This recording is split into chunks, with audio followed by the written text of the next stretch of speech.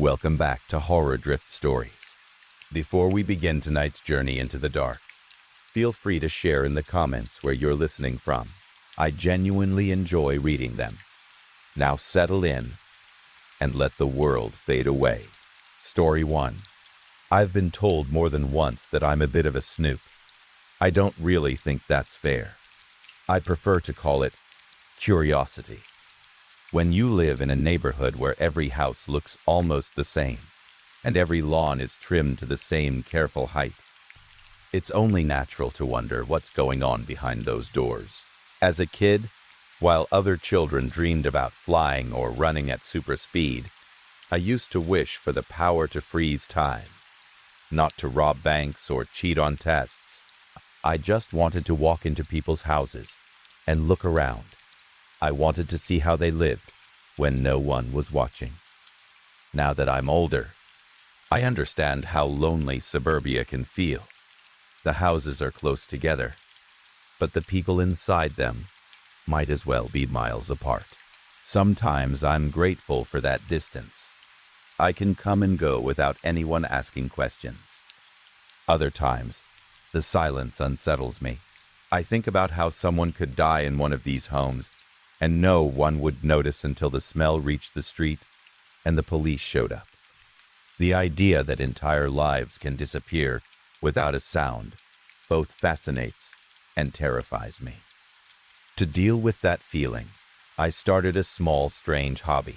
In my spare time, I go online and research the houses around me.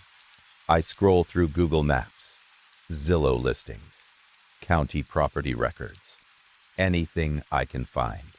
I learn when a house was built, how many times it has been sold, whether the trees in the yard are protected by city rules. I have barely spoken to the couple across the street, yet I know the year their roof was replaced and the square footage of their basement. It's useless information, but it calms me. It makes me feel connected to this place in a way that conversation never has. A few nights ago, I came home later than usual. My commute had been long and draining. My shoulders ached, and my eyes burned from staring at screens all day. I dropped onto the couch, opened my laptop, and fell into my usual routine of quiet research. Lately, I had been especially interested in one particular street in my county. It's the longest continuous residential street here, stretching farther than any other, lined with house after house, that all look similar but have lived very different histories. I was watching a YouTube video about the street's history when something in the sidebar caught my attention. It was a short video, only 4 minutes long, titled, "Come to My House.move." It had been uploaded 15 years ago and had barely any views. The thumbnail showed a wide shot of a single-story home. The description was simple. It listed an address on the very street I had been researching, followed by a message. "You're invited to my house." Everyone's invited to my house. I assumed it was some old house tour, maybe a proud homeowner showing off renovations. Curious, I clicked on it. The video quality was poor. The footage was shaky and grainy, like it had been recorded on one of those early digital cameras from the mid-2000s. The colors looked wrong. The afternoon light had a yellowish, unhealthy tint, like the entire scene was slightly sick. The camera didn't go inside the house at all. Instead, it slowly circled the building, showing the beige siding, the roofline, the small porch. It was a basic ranch-style home, nothing special. But one detail stood out immediately. Every window had been covered from the inside with dark gray paint. When the cameraman lifted the lens to the glass and pressed close, there was nothing to see beyond it. No furniture, no curtains, no shadows. Just a flat, solid barrier of gray. It looked like the house had sealed itself off from the world. Throughout the video, a man's voice repeated the same message in a steady tone. He sounded old. His accent was local and thick. He didn't laugh or change his rhythm. He just kept saying the address and inviting everyone to come, over and over again. When the video ended, I immediately searched the address on Google Maps. My stomach tightened when I saw that it was less than a mile from my own house. It was on my side of town. The house on the map matched the one in the video. But when I tried to look up property records, I found nothing. No listing history. No ownership details. It was as if the lot barely existed online. That night, as I lay in bed, I thought about visiting it.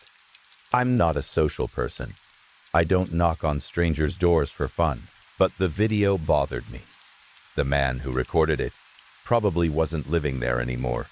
Maybe he had been confused, maybe even sick.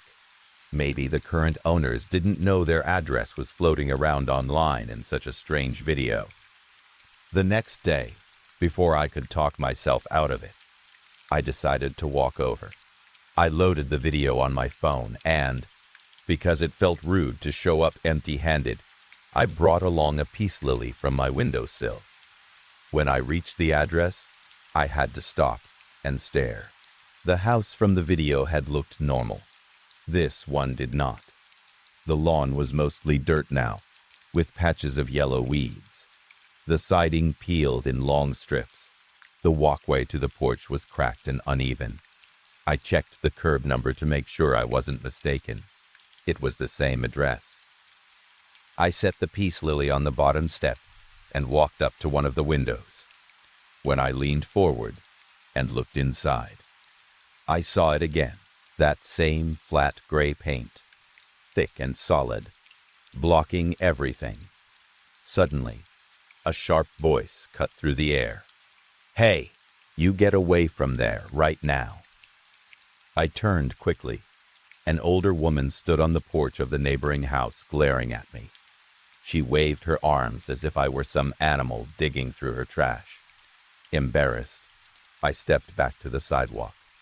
I tried to explain that I was just looking for the owner, but she cut me off.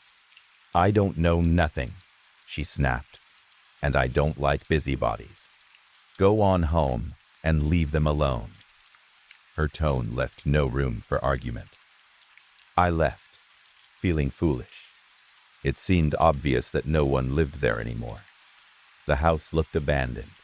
Maybe it had been empty since that strange video was posted all those years ago. I told myself the mystery was over. But that night, my home didn't feel right. I went through my usual routine. I made tea. I put on soft jazz. I opened a book. Still, a strange feeling crept over me. It wasn't exactly the sense of being watched. It was something else. Something missing. I walked through my house, turning on lights, checking each room. Everything was as it should be, yet the silence felt heavier than usual. When I entered my bedroom, I froze. The room felt too large. The bed felt too wide and too cold. I ran my hand over the gray sheets and suddenly hated the color. Gray reminded me of those windows. I decided I would buy brighter sheets soon. In the kitchen, I noticed something else. My snake plant sat alone on the windowsill. That's when I realized I had left the peace lily at the house on that street. The feeling of something missing eased slightly. That must have been it. I had forgotten something important. I told myself I would retrieve it in the morning. The next day, dark clouds covered the sky. The gray above looked flat and unnatural, like a solid ceiling rather than a moving storm. As I walked, I found myself staring up at it, imagining someone on the other side, pressing their face against it like glass. When I reached the house, I stopped. The vase was still on the porch, but the plant inside was not the same. The peace lily was larger now. The stems were longer, leaning toward the front door instead of the street. The flowers stretched, as if reaching for the handle. It looked like my plant, but it wasn't. I glanced toward the neighbor's house and saw the old woman watching me again through her window. This time, I walked straight to her porch. Rain began to fall, heavy and sudden. I knocked hard. She opened the door just a crack. "I told you to leave," she said sharply, "like I tell everyone who comes sniffing around that house. You got what you wanted now, both of you. He's part of the whole now, and you don't even know what you've lost." Before I could respond, she slammed the door. My heart pounded. I knocked again, demanding to know what she meant. Who was he? What was the whole? There was no answer. In desperation, I reached for the doorknob. That's when I saw it. On my left hand, resting at the base of my ring finger, was a simple gold wedding band. Worn. Familiar. My breath caught in my throat. The strange feeling in my house the night before made sense. It wasn't that someone had entered. It was that someone was gone. The rooms had felt too big because they were missing a presence. The bed had felt too cold because it had once held warmth. I stared at the ring, and a horrible truth settled over me. I had lost someone. Someone who had lived with me. Someone who had slept beside me. And as I stood there in the rain, I realized I couldn't remember his face. Story 2. I stood at the edge of my little brother's bed and watched him sleep. His chest rose and fell in a slow, steady rhythm. Calm, peaceful, safe. For some reason, that made me angry. He made me angry. The soft nightlight in the hallway spilled into his room, casting faint shadows across his blankets. He looked so small lying there, his mouth slightly open, one arm thrown over his head. I reached under his pillow carefully, moving slow enough that he wouldn't wake. My fingers brushed against something small and hard. There it was, his first baby tooth. I felt a grin spread across my face. I slipped it into my palm and quietly stepped out of his room. The hallway floor was cool under my feet as I crept into the bathroom. I stood over the toilet and held the tooth above the water.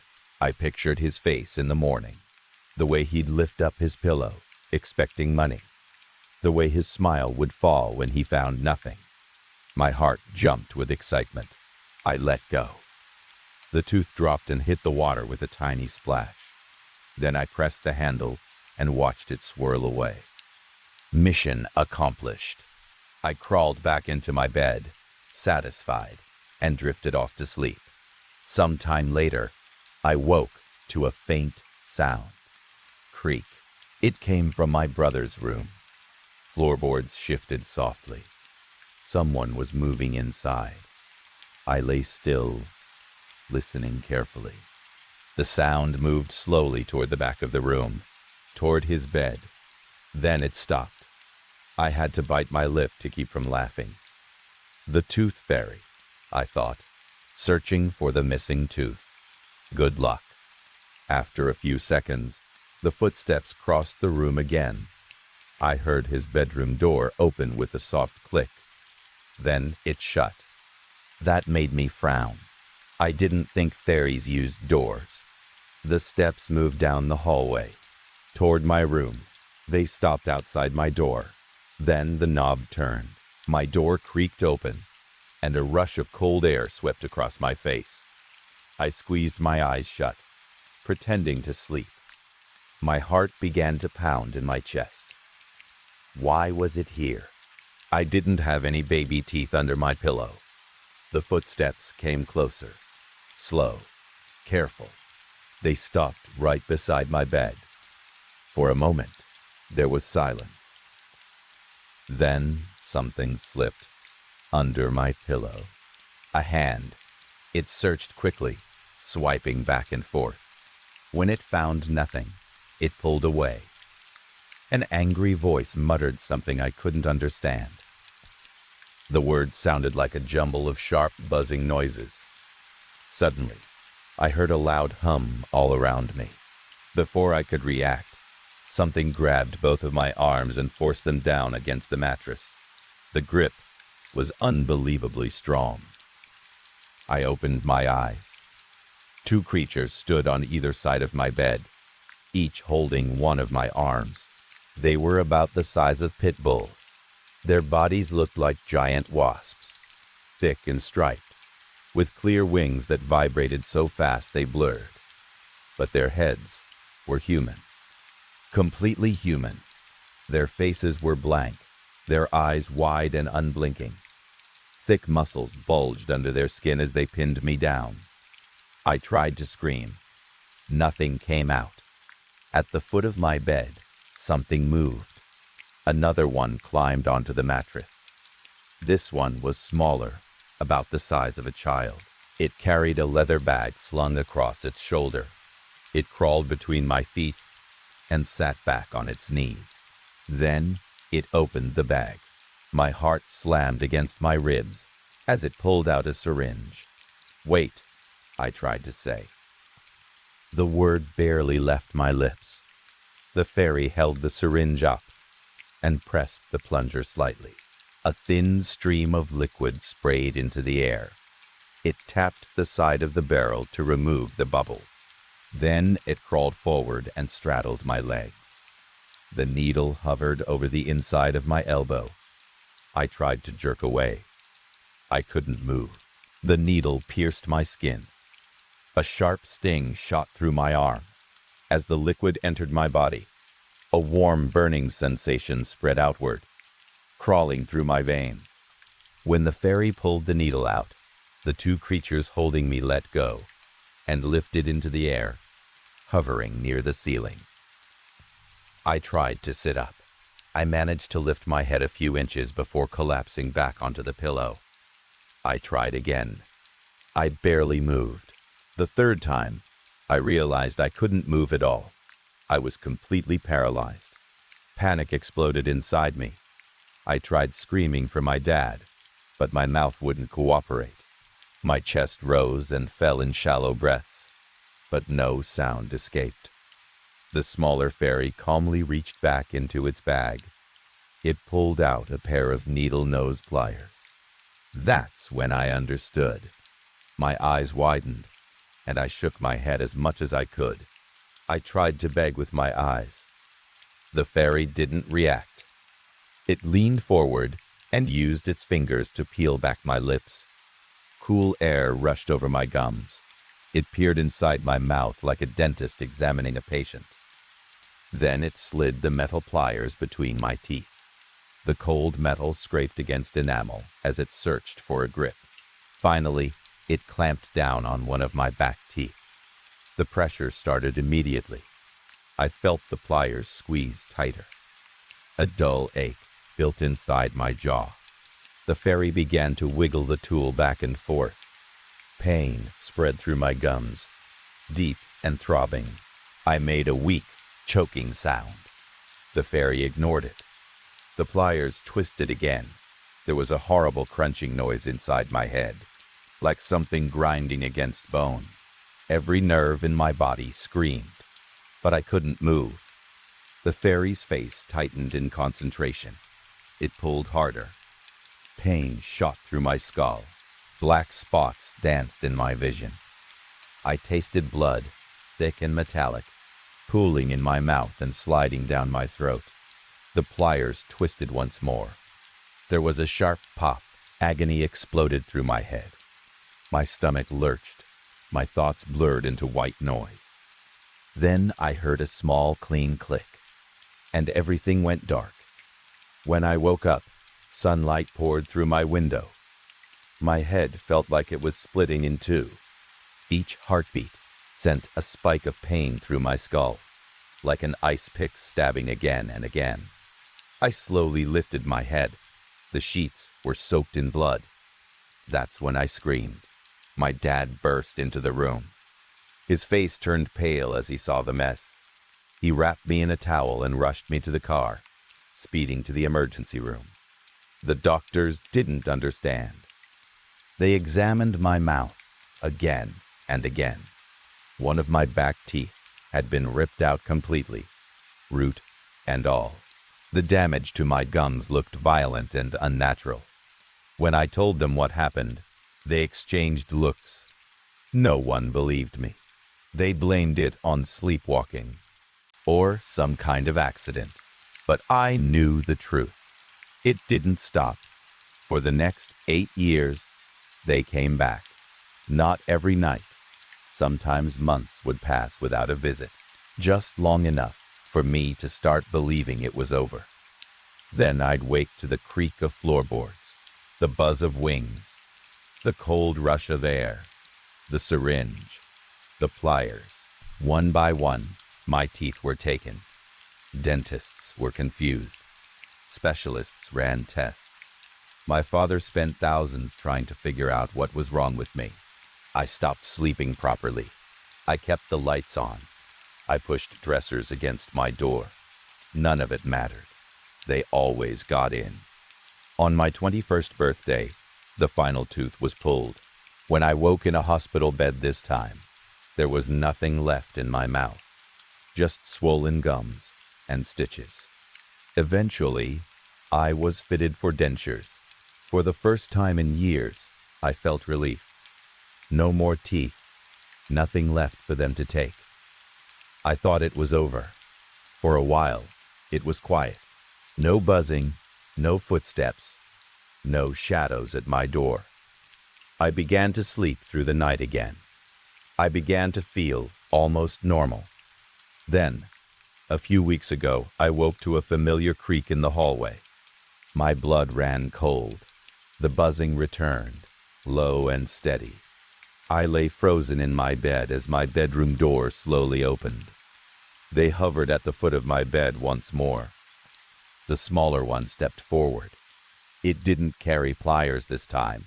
It carried something else, a thin, curved instrument that gleamed in the dark. It smiled at me, and that's when I realized the teeth had only been the beginning. Story 3. When I was 12 years old, something happened on a school field trip that has haunted me for most of my life. We were riding a bus to some museum. I honestly can't remember which one. Science museum, maybe. What I do remember is that it was a long drive, and there were about a dozen of us kids packed into the seats, loud and restless like kids always are on field trips. At one point, the driver glanced at us in the rearview mirror and asked if we wanted to hear the scariest story in the world. He wasn't our usual bus driver. He was a substitute hired just for the trip. I remember thinking he looked older than our regular driver, with deep lines around his mouth and eyes that seemed a little too bright. When he asked the question, every kid on the bus shouted yes at the same time. The sound was so loud it made me wince. The driver chuckled and shook his head. No, he said. It's too scary for you. That only made the others louder. They begged him to tell it. He kept insisting it was too much for kids our age. I rolled my eyes. I had just gotten a brand new Walkman. That tells you how old I am. I was proud of it.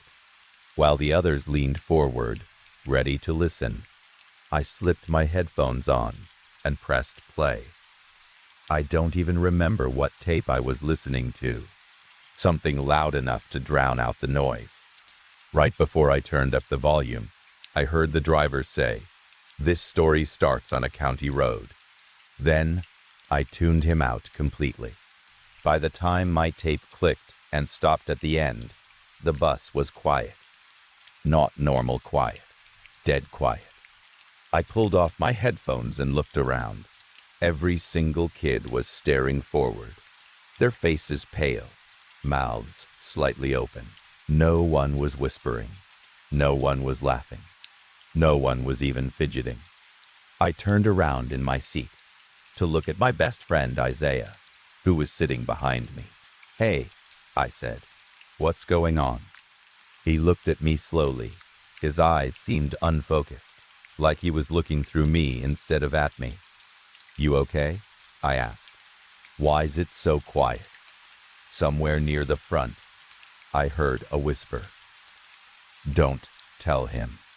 Isaiah swallowed. "He told us a scary story," he said flatly. "What was it about?" He just kept staring at me. "Can't tell you," he finally said. "Why not?" No response. I looked toward the front of the bus. The driver was silent now. His hands were on the wheel. His face looked strange, almost empty. His eyes were glazed over like he wasn't fully there anymore. "What was it about?" I asked again, louder this time. Right then, a horn blasted. The entire bus jerked. A truck was coming straight at us. Later, people told me the bus had drifted into oncoming traffic. They said the truck driver swerved at the last second, saving us from a head-on collision. But it wasn't enough to prevent the crash. The impact killed the bus driver instantly. One of the students, a quiet kid named Shinji, fell into a coma. The bus spun, metal screamed, and I must have blacked out for a few seconds. When I came to, I was still in my seat. I remember looking out the window and seeing the sky. Bright blue. Normal. The kind of normal that feels wrong after something terrible happens. Steam rose from the engine. I could hear kids crying. Some of us were taken to the hospital. The rest were sent home. In the days that followed, rumors spread quickly. Some people said the story had been so horrifying that the driver and several students fainted, which caused the crash. I don't know if that was true. What I do know is that no one would tell me what the story was about. A few days later, back at school, I approached Maria during math class. "Hey," I said quietly, "you heard the story on the bus, right?" She had been doodling in her notebook, but her pen froze. "Yeah," she whispered.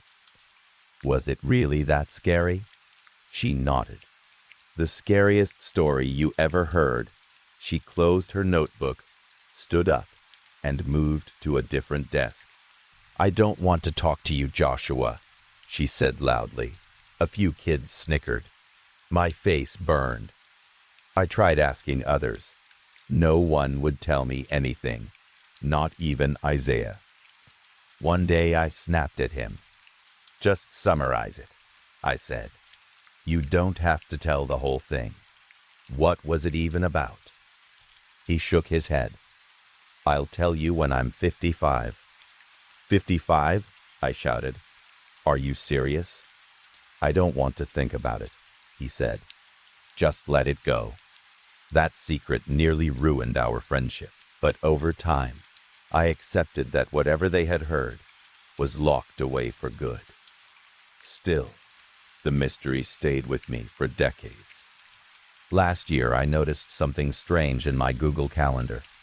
There was a note I had apparently created years ago. Isaiah's birthday, 55. I reached out to him. We hadn't really talked since high school. We agreed to meet for coffee. When I saw him, I was shocked. He looked older than 55, much older. His eyes were yellow, his skin thin. "Pancreatic cancer," he said casually, as if he were talking about the weather. "A few months, probably." I didn't know what to say. We talked about our lives. I told him about my marriage and divorce, my job as an electrician, the freelance writing I did on the side. He told me about his nonprofit work, about recycling programs, and community gardens. He talked about his grandchildren and how he wanted to leave them a better world.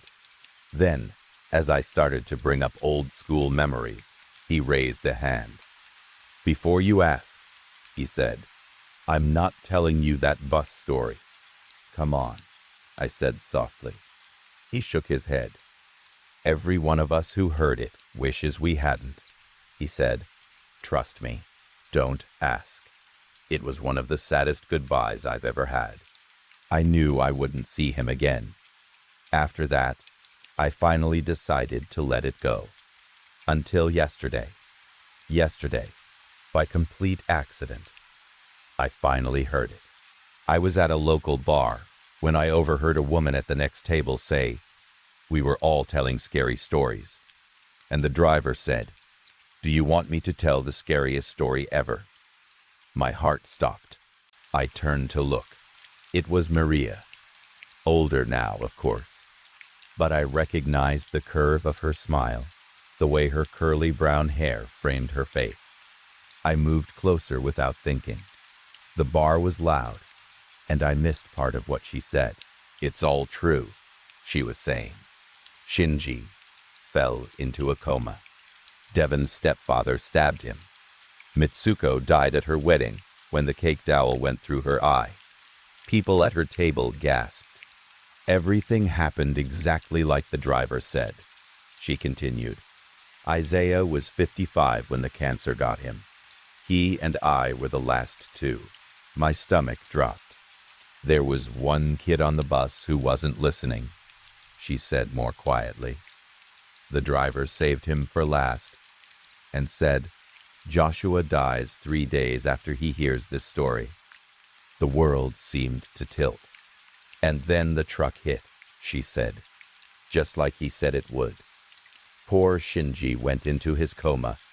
And Joshua, he never stopped asking what the story was. We used to joke that if we never told him, maybe he'd never die. A sound escaped my throat before I could stop it. Maria looked up. Our eyes met. I hurried away. Isaiah had been right. They had protected me all these years. And now, after decades of wondering, I finally understood why no one would tell me. As I write this, I don't know how much time I have left. I wish I had never heard it. Story 3. When I was 12 years old, something happened on a school field trip that has haunted me for most of my life. We were riding a bus to some museum. I honestly can't remember which one. Science museum, maybe. What I do remember is that it was a long drive, and there were about a dozen of us kids packed into the seats, loud and restless like kids always are on field trips. At one point, the driver glanced at us in the rearview mirror and asked if we wanted to hear the scariest story in the world. He wasn't our usual bus driver.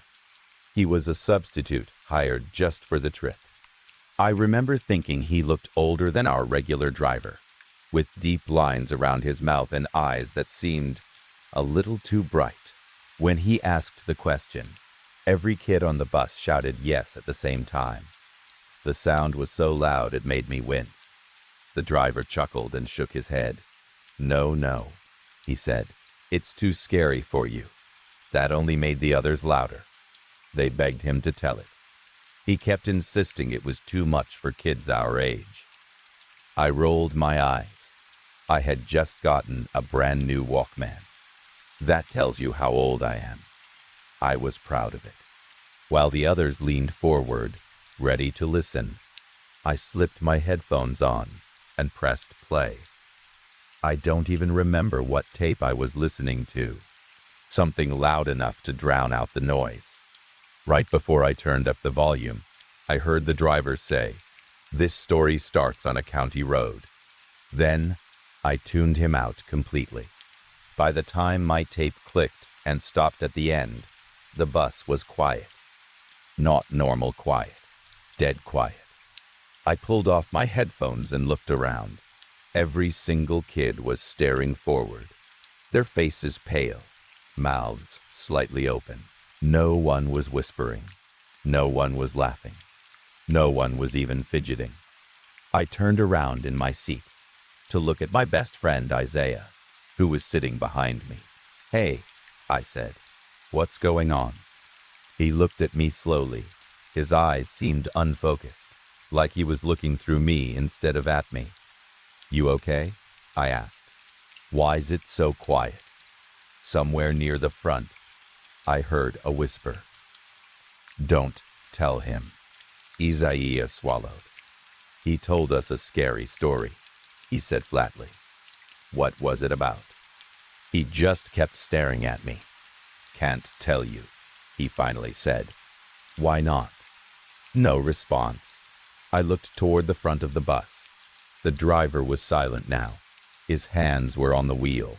His face looked strange, almost empty. His eyes were glazed over like he wasn't fully there anymore. "What was it about?" I asked again, louder this time. Right then, a horn blasted. The entire bus jerked. A truck was coming straight at us. Later, people told me the bus had drifted into oncoming traffic. They said the truck driver swerved at the last second, saving us from a head-on collision. But it wasn't enough to prevent the crash. The impact killed the bus driver instantly. One of the students, a quiet kid named Shinji, fell into a coma. The bus spun, metal screamed, and I must have blacked out for a few seconds. When I came to, I was still in my seat. I remember looking out the window and seeing the sky. Bright blue. Normal. The kind of normal that feels wrong after something terrible happens. Steam rose from the engine. I could hear kids crying. Some of us were taken to the hospital. The rest were sent home. In the days that followed, rumors spread quickly. Some people said the story had been so horrifying that the driver and several students fainted, which caused the crash. I don't know if that was true. What I do know is that no one would tell me what the story was about. A few days later, back at school, I approached Maria during math class. "Hey," I said quietly, "you heard the story on the bus, right?" She had been doodling in her notebook, but her pen froze. "Yeah," she whispered. "Was it really that scary?" She nodded. "The scariest story you ever heard." She closed her notebook, stood up, and moved to a different desk. "I don't want to talk to you, Joshua," she said loudly. A few kids snickered. My face burned. I tried asking others. No one would tell me anything, not even Isaiah. One day I snapped at him. "Just summarize it," I said. "You don't have to tell the whole thing. What was it even about?" He shook his head. "I'll tell you when I'm 55. 55? I shouted. "Are you serious?" "I don't want to think about it," he said. "Just let it go." That secret nearly ruined our friendship, but over time, I accepted that whatever they had heard was locked away for good. Still, the mystery stayed with me for decades. Last year, I noticed something strange in my Google Calendar. There was a note I had apparently created years ago. Isaiah's birthday, 55. I reached out to him. We hadn't really talked since high school. We agreed to meet for coffee. When I saw him, I was shocked. He looked older than 55, much older. His eyes were yellow, his skin thin. "Pancreatic cancer," he said casually, as if he were talking about the weather. "A few months, probably." I didn't know what to say. We talked about our lives. I told him about my marriage and divorce, my job as an electrician, the freelance writing I did on the side. He told me about his nonprofit work, about recycling programs, and community gardens. He talked about his grandchildren and how he wanted to leave them a better world. Then, as I started to bring up old school memories, he raised a hand. "Before you ask," he said, "I'm not telling you that bus story." "Come on," I said softly. He shook his head. "Every one of us who heard it wishes we hadn't," he said. "Trust me, don't ask." It was one of the saddest goodbyes I've ever had. I knew I wouldn't see him again. After that, I finally decided to let it go. Until yesterday. Yesterday, by complete accident, I finally heard it. I was at a local bar when I overheard a woman at the next table say, "We were all telling scary stories." And the driver said, "Do you want me to tell the scariest story ever?" My heart stopped. I turned to look. It was Maria. Older now, of course, but I recognized the curve of her smile, the way her curly brown hair framed her face. I moved closer without thinking. The bar was loud, and I missed part of what she said. "It's all true," she was saying. "Shinji fell into a coma. Devon's stepfather stabbed him. Mitsuko died at her wedding when the cake dowel went through her eye. People at her table gasped. Everything happened exactly like the driver said," she continued. "Isaiah was 55 when the cancer got him. He and I were the last two." My stomach dropped. "There was one kid on the bus who wasn't listening," she said more quietly. "The driver saved him for last and said, 'Joshua dies 3 days after he hears this story.'" The world seemed to tilt. "And then the truck hit," she said, "just like he said it would. Poor Shinji went into his coma. And Joshua, he never stopped asking what the story was. We used to joke that if we never told him, maybe he'd never die." A sound escaped my throat before I could stop it. Maria looked up. Our eyes met. I hurried away. Isaiah had been right. They had protected me all these years. And now, after decades of wondering, I finally understood why no one would tell me. As I write this, I don't know how much time I have left. I wish I had never heard it. Story 4. I was sitting at a folding table in my mom's basement, staring at a stack of moving boxes. My right hand was aching again. I kept rubbing it, without even realizing I was doing it. The skin around my wrist looked a little darker than the rest of my arm, like it had been bruised for a long time. I must have drifted off, because the next thing I knew, my brother was shaking my shoulder. "Hey, you okay? You good?" he asked. I blinked and looked up at him. For a second, I didn't know where I was. Then I remembered. You're probably wondering how I ended up back in my mom's basement. Last summer, things were actually going pretty well for me. I had a part-time job at the local pizza shop, working night shifts. It wasn't glamorous, but it paid enough to cover my share of rent. I was taking online classes during the day, and I lived with a couple of guys I'd known since high school. None of us were exactly thriving, but we were getting by. The best part about the job was that I didn't need a car. The shop was within walking distance from our house. It was about a 15-minute walk if I went straight down the main road, but I could shave off a few minutes by cutting through Greenwick Cemetery. Most people would probably think that's creepy, but I never minded it. The cemetery was old, over 100 years old, and quiet. It was peaceful at night. Sometimes I'd pass through at 2 in the morning after a late shift, and there was never anyone there. No patrols, no security, just rows of tombstones and old trees. There were 2 main paths through Greenwick. If you entered from the pizza shop side, you'd follow a main walkway until it split into 2 forks. Either path curved in a wide circle and eventually brought you out near my street, directly across from my house. If you entered from my side, both paths merged into the main walkway and led to the other end. I'd walked those paths hundreds of times. That's why I noticed it. It wasn't anything special at first glance. Just another old tombstone near the entrance on my side of the cemetery, off to the right.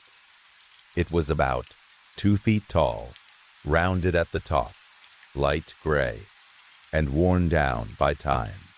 The writing looked faded, like most of the older stones there.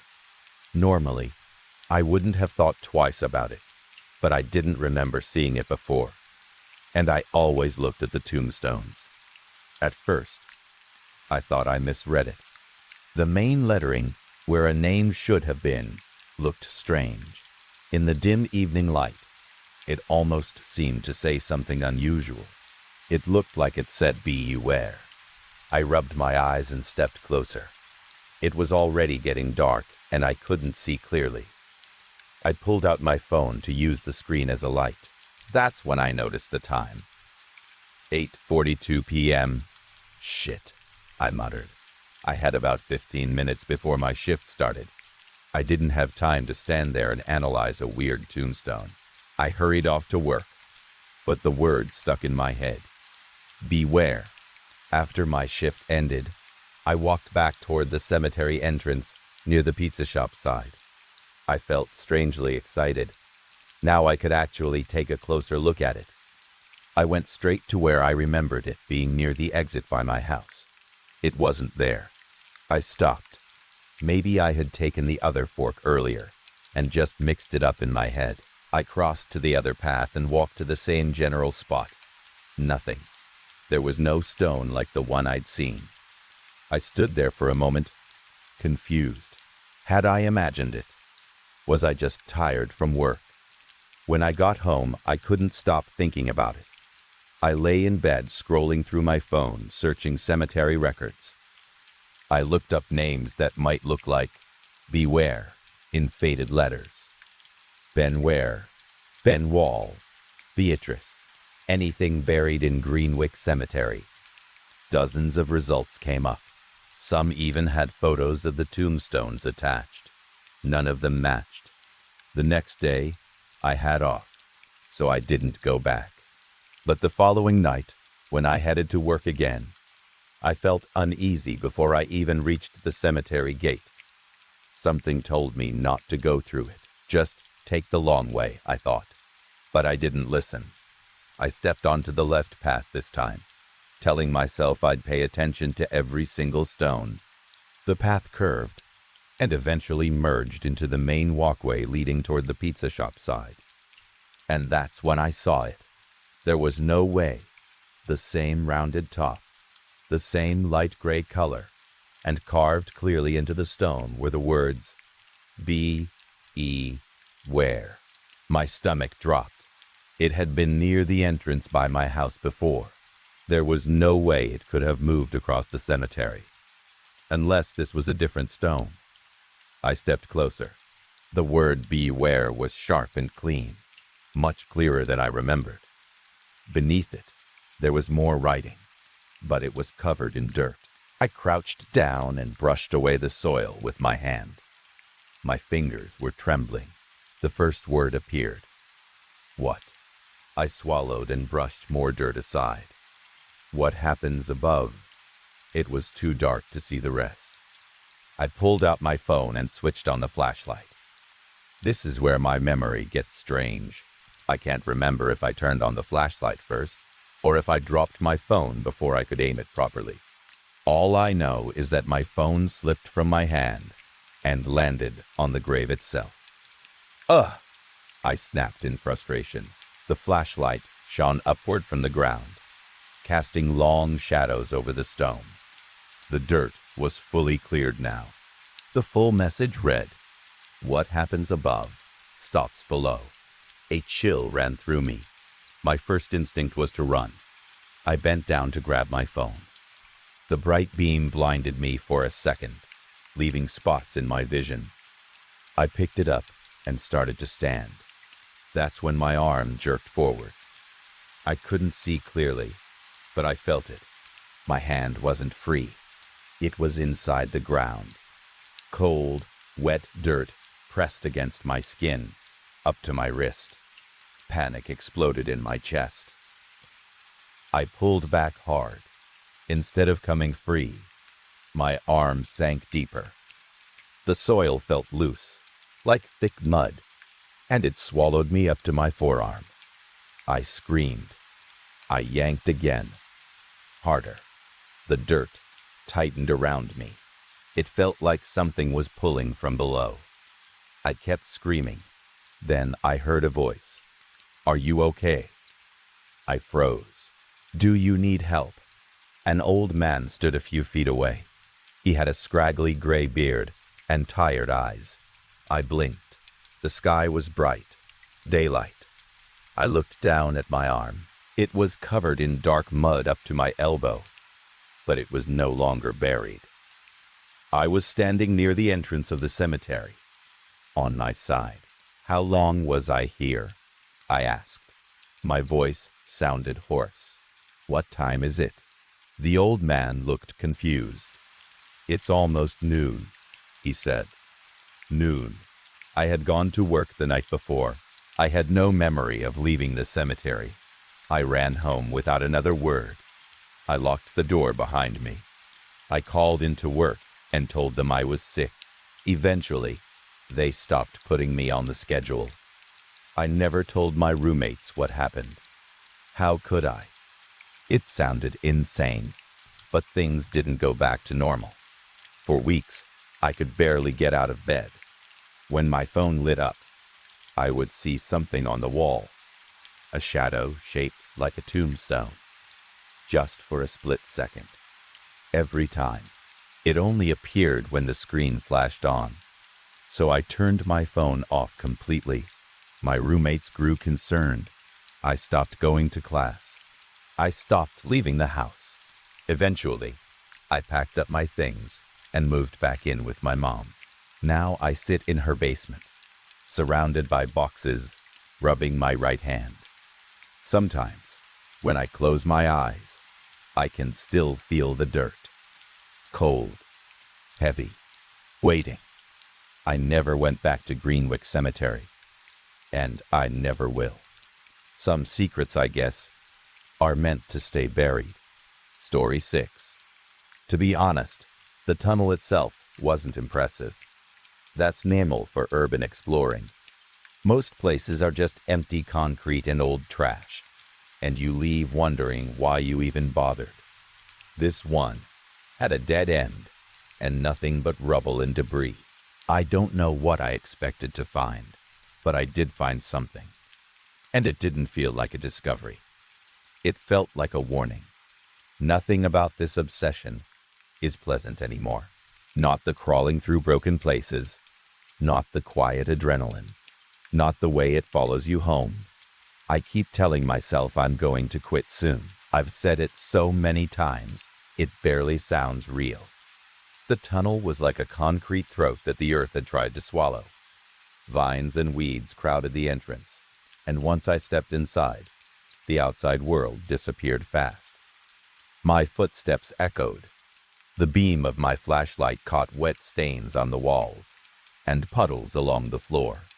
I walked for a long time, half a mile at least, before the air changed. It got heavier, damp. It smelled like wet stone and old mineral water, like something that had been sealed for years and never fully dried. My flashlight started to feel weaker against the darkness, like the dark was eating it. I still had backup batteries. I was still calm enough to keep going. Then, I found the door. It was set into a shallow dent in the wall, easy to miss if you weren't looking for it. It didn't belong there. It was heavy and industrial, painted that ugly gray-green you see on old utility buildings. It looked like something that should have been in a factory, not buried inside a forgotten tunnel. For a second, I stood still and listened. I didn't hear voices. I didn't hear footsteps, just dripping water and my own breathing. I told myself it was probably a maintenance access, maybe an old service stairwell, Curiosity 1, like it always does. I grabbed the handle and pulled. The door gave with a thick, sticky sound, like it hadn't been opened in years. A wave of damp air rolled out, and it smelled worse than the tunnel. Mold, moss, rotting plaster. I stepped inside. The room was small and filthy. Water dripped from somewhere above, slow but constant, and the ceiling looked tired, like it was waiting for the right moment to give up and collapse. The floor was wet and slick. At the far end of the room, a spiral metal staircase wound downward, rusted and stained, like something you'd find in an old submarine. I wasn't sure what I was doing anymore. I mean that in the honest way, not the dramatic way people say it when they're pretending. I truly wasn't sure why I was there, why I kept doing this, why I kept walking into places that felt wrong, On one wall, someone had painted a simple image. A shadowy man with stark white eyes. It looked like the kind of thing teenagers draw to scare each other. A cheap attempt to make the place feel haunted. I almost laughed. Almost. Something about it didn't feel like a joke. It felt like a marker, like a sign left for a reason. I started down the spiral staircase. Each step groaned under my weight. The metal flexed. Rust flaked off and sprinkled down like dirt. The deeper I went, the colder it got, and the wet smell thickened until it felt like I was breathing through a dirty rag. Halfway down, I heard music. It wasn't loud. It was faint and scratchy, like an old record looping far away. Jazz. The kind of slow, worn-out jazz you'd hear in a dim bar at 2 a.m. The sound drifted up through the stairwell in a thin thread, and the farther I descended, the clearer it became. At the bottom was a larger room. From there, a hallway stretched out into darkness, lined with doorways. The layout didn't make sense. It felt wrong, like someone had built rooms just to create more rooms, without purpose. The walls were gray concrete, stained with watermarks. The floor was covered in a shallow layer of murky water that reflected my flashlight in dull ripples. On one wall, there was a large vent cut into the concrete, big enough for a person to crawl through if they had to. The music seemed to come from deeper down the hallway, maybe from a room at the end, or maybe from somewhere below. I told myself I'd look around quickly and leave. That was the promise I kept making. Just a quick look. Just curiosity. Most of the rooms were empty. Bare concrete. Wet floors. Nothing but that heavy silence and the distant record on loop. But then, I found the first furnished room. Inside, an old CRT television sat on the floor, buzzing with dead static. The screen was pure snow, flickering blue-white. In front of it was a couch, placed like someone had been watching it. The couch had a faded floral pattern, torn and sagging. The smell coming from it was awful, sweet and stale at the same time, like old sweat soaked into fabric and left to rot.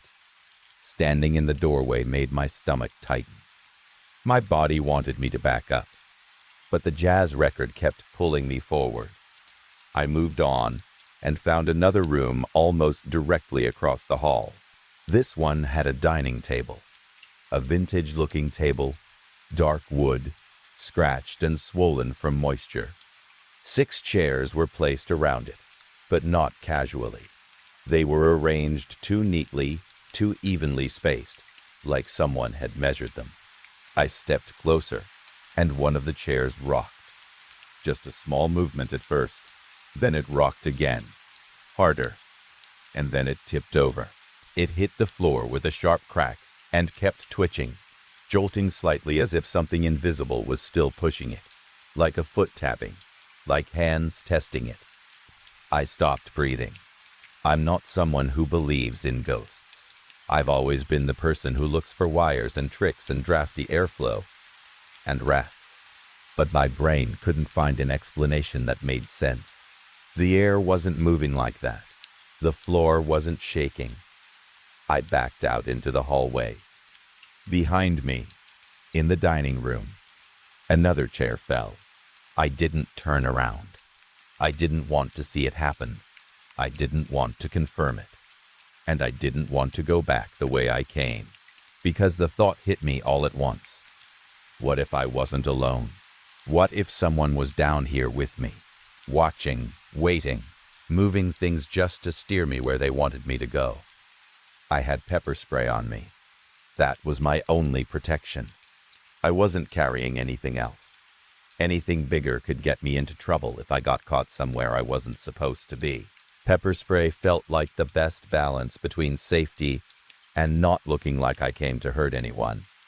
I moved down the hallway toward the sound of the music. The record was closer now. The scratch of the needle was clear, and the jazz sounded warped, like it was repeating the same few seconds over and over. I turned a corner. My flashlight hit him first.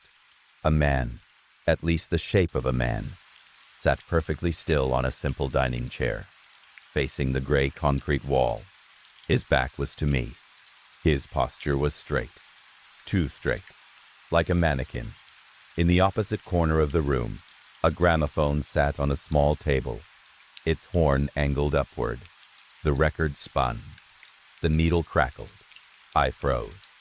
Something about the figure didn't add up. There were no small movements, no shifting, no breathing, no sign he had even noticed me. I took one slow step forward, and the music began to change. The record slowed down, not like it was running out of power, like it was responding. The notes stretched and warped until they turned into a low, ugly drag. Then it got quieter, struggling, like the sound was being pressed down by a heavy hand. My head felt strange, light, like I was drifting a few inches behind my own eyes. The longer I stood there, the less real my body felt. Then the music died completely, and silence snapped into place. A second later, a whistle screamed through the room. It came from the vent. It was sharp and violent, and too loud for the space. It didn't sound like air moving through metal. It sounded like something trying to make a sound using the vent as its mouth. It reminded me of those old recordings of death whistles, something meant to frighten people on purpose. It wailed in a way that didn't feel human. It felt like a noise that shouldn't exist in our world at all. The scream rose and rose until my ears hurt. I didn't want to look behind me. I didn't want to take my eyes off the seated figure. But my body moved anyway. I turned. In the doorway, half hidden by the wall, another figure stood still. It was shaped like a man, but naked, and its skin looked wrong. Not like skin, like something stretched and dried, like taxidermy. Its eyes were turned upside down in sockets that looked too empty, like someone had twisted them and left them there on purpose. My flashlight trembled as I aimed it. The whistle shrieked again, closer, like it had moved toward me through the vent. My panic finally snapped into motion. I didn't think. I didn't plan. I just saw the large vent in the wall and knew it was the only place that didn't lead back past them. I ran for it. I shoved myself into the vent, scraping my shoulders on jagged metal. Pain flashed white-hot, and I felt blood warm against my skin immediately. My left hand slid across a sharp shard and tore open, the cut deep enough that my grip almost failed. I forced myself forward anyway, crawling blind, dragging my body through the duct. Behind me, something hit the floor with a wet, heavy slap. Then I heard it. Slap, slap, slap, fast, rhythmic, like something crawling quickly through the vent after me. Not shoes, not footsteps, skin on metal. I crawled harder, ignoring the pain, ignoring the blood, ignoring the way my breath came out in broken gasps. I didn't know where the vent led. I didn't care. I just needed distance. Time became meaningless in there. Minutes felt like hours. The darkness swallowed the beam of my flashlight. My shoulders burned. My palm throbbed. Eventually, the duct dropped downward, and I tumbled out through an opening into another room. The smell hit me first. It smelled like dead meat, old meat, something that had been left too long, dried out, and then damp again. The air was thick with it. There was a single white cot in the center of the room. On it lay a shape under a thin yellowed sheet. I didn't stop to look. I didn't go closer. I didn't lift the sheet. I ran. Somehow, in my frantic escape, I found a different way out, an exit I hadn't seen before. A rusted gate that gave under my weight with a sharp crack. Cold night air slapped my face like a blessing. I didn't stop running until I hit the trees near the edge of the city. My shoulders were sticky with blood. My palm was open and raw. I was shaking so hard I could barely hold my phone. I ended up in an emergency room. I told them I'd cut myself on rusted metal while exploring an old drainage area. That part was true, just not the rest. They cleaned me up, wrapped my wounds, told me to watch for infection. Hours later, I was home. But even after scrubbing myself with soap until my skin hurt, I couldn't get rid of the smell. Dust and rot clung to me like it had soaked into my pores. The cuts on my shoulders started to look strange in the following days. Gray around the edges, like bruises that weren't healing right. And then there was the sound. Every once in a while, when the house was quiet, I'd hear it. A faint scratch, like a record needle hitting vinyl. Not in the room, in my ears. At first I thought it was imagination, stress, trauma, the kind of thing your brain does when it's trying to replay something it doesn't understand. But it kept happening. Last night after dinner, I sat at my dining table and stared at the blank wall across from me. I don't remember choosing to sit down. I don't remember how long I stayed there. I only remember blinking and realizing the room was darker than it had been. The food was cold. My hands were resting on the table like I was waiting for someone to tell me what to do next. The needle scratch came again, soft and steady. And for a moment, just a moment, I felt the exact same empty stillness I'd seen in that room underground. Like I was being trained, like I was being prepared, like something had noticed me. And now it was taking its time. I don't quite feel like myself anymore. I feel like I'm waiting for something to arrive. And the worst part is that I don't think I get to choose what happens when it does. Story 7. Those woods here are haunted, the woman said, staring straight into my eyes as she pointed out the window.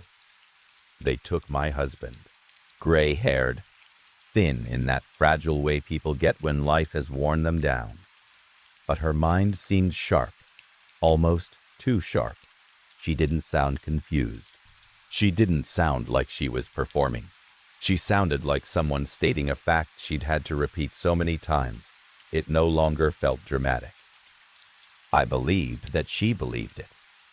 I didn't plan on going anywhere near those woods anyway. People in town talked about cougars and bears out there, especially closer to the edge of the city. The kind of animals you don't want to surprise on a quiet trail, especially not alone. Still, I remembered her. When I first moved to town, I met her at a coffee shop. It was one of those places where the chairs never quite match, and the regulars sit in the same spots every day. We made small talk, new in town, where I worked, how long I planned on staying.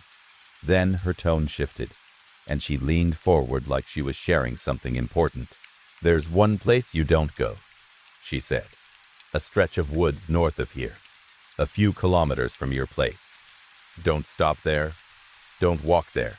Don't even look too long." "Why?" I asked, half amused. "They're haunted," she said. "They took my husband." I didn't laugh. I didn't make a joke. Something in her expression kept me from it. I nodded, said I understood, and moved on. But the story stayed. Every time I drove past that same patch of woods, on my way to work, I thought about her pointing finger, and the way her voice had tightened around the words, "They took him." Even if I didn't believe in haunted forests, it still made the trees feel different, like they belonged to someone else.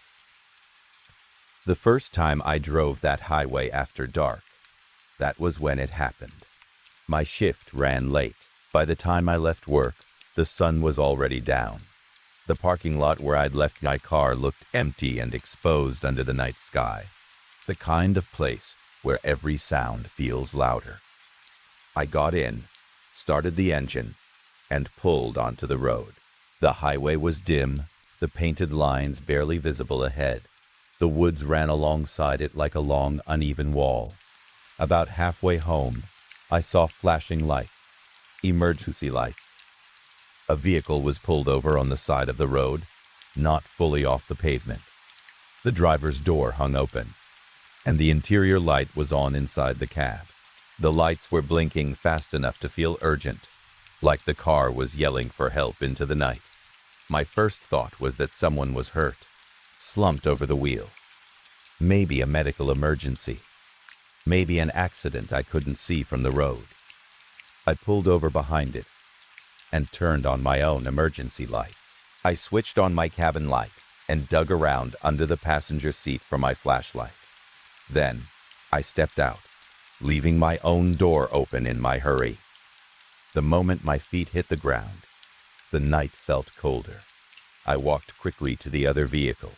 My flashlight beam bounced off the rear window and the roofline. The car was empty. No one in the driver's seat. No one hunched over. No blood. No movement. I circled the car, expecting to see someone lying on the gravel, maybe thrown from the door. But there was nothing. "Hello?"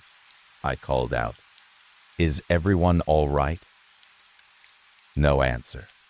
I shone the light under the car, around the tires, across the shoulder of the road. Still nothing. The vehicle itself was strange. It was an old station wagon, the kind you don't see much anymore, but it was unusually well kept, like it had been restored. Beige paint, wood paneling along the side, that old style that almost looks fake now. Even the license plate looked wrong. Same province, but an older design, like something from decades ago. I raised the flashlight toward the tree line. Darkness stared back. Only then did I realize where I was. That stretch of highway. That line of woods. The place the woman had warned me about. It didn't scare me at first. I was still thinking like a normal person, still worried someone might be hurt. Maybe they'd wandered into the trees. Maybe they'd been in shock and stumbled off the road. But after calling out again and hearing nothing, that worry turned into something else. A creeping, quiet unease. I backed away and got into my car. My hands were shaking slightly as I called the non-emergency police line. While it rang, I grabbed a scrap of paper from my glove box and wrote down the license plate number. I described the car out loud as clearly as I could. Station wagon, beige, wood paneling, emergency lights flashing, interior light on, driver's door open, parked along the highway near the woods. The call didn't go through to a person. I was only able to leave a message. I drove home, uneasy, checking my mirrors more than usual. The moment I walked through my front door, my phone rang. "Hello," I said. "This is Andy. Did you make a report, sir?" an officer asked. "Yes," I said. "I did. I don't know if someone is hurt out there or what, but there's an abandoned vehicle." "Sir," the officer interrupted, "we've been getting reports of a car pulled over in that exact spot with that description for over 40 years. Same plates, same everything. We are aware some of these reports are false." I froze. For a second, I didn't understand what he was saying. 40 years, same plates. "This isn't false," I said, voice rising. "I saw it." I pulled over. The door was open. The lights were on. I was trying to help someone. There was a pause, cold and flat. "Fine," he said. "In the future, please never get out of your car for any vehicle parked along the highway." Then he hung up. I stared at the phone like it had insulted me. "That was rude," I said out loud to the empty room. And because I didn't know what else to do, I went to bed. For months, nothing happened. Then I started carpooling. A coworker and I realized we lived in the same neighborhood, so we began riding together to work. One morning as we passed the woods, I remembered the station wagon, the lights, the open door. I tried to sound casual when I asked. "Hey," I said, "you ever hear anything about, like, a station wagon pulled over around here? People calling it in as a prank?" He just nodded like it was common knowledge. "That's an old fake story," he said. "Started after Mrs. Engel's husband killed himself out here." My stomach tightened. "What?" I asked. He shrugged. "Yeah." He got in his truck, drove out to this stretch, pulled over like it was an emergency. Hazards on, driver's door open, interior light on, like he stopped to help someone. I felt cold all over. "They found him hanging," Dave continued.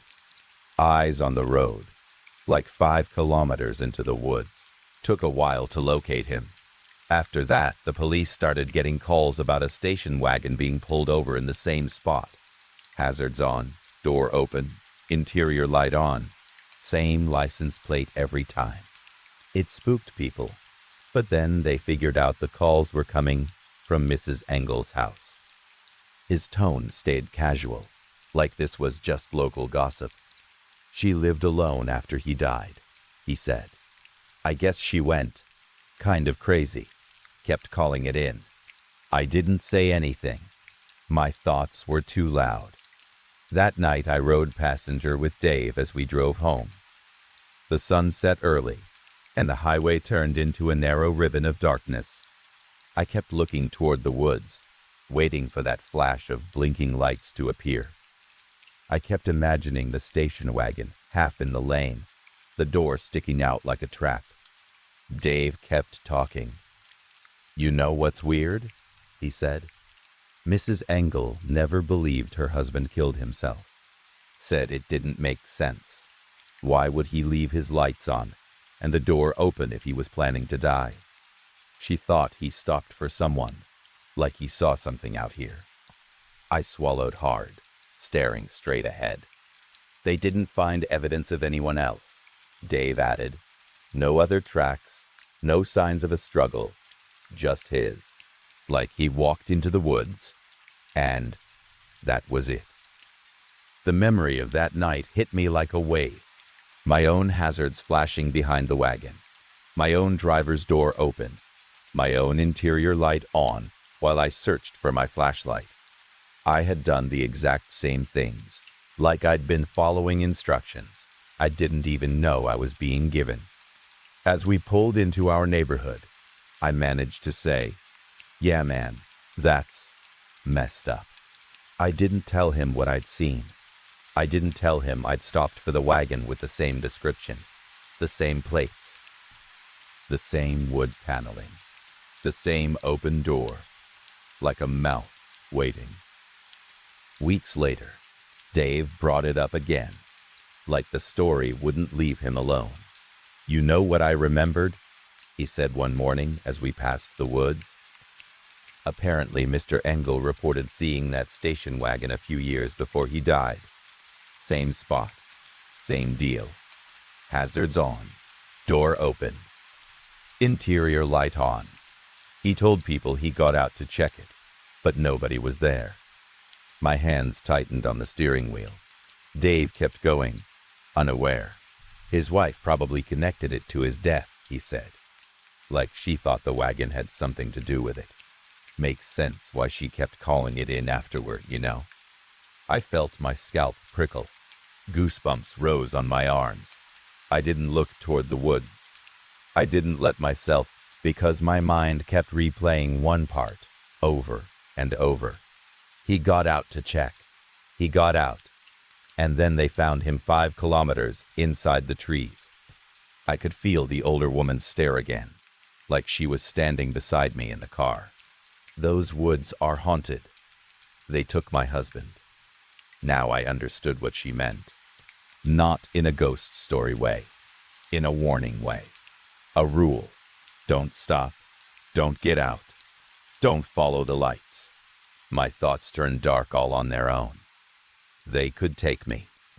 My fingers locked around the wheel. Dave finally noticed my silence. "You all right?" he asked. I kept my eyes on the road. "Those woods are haunted," I said.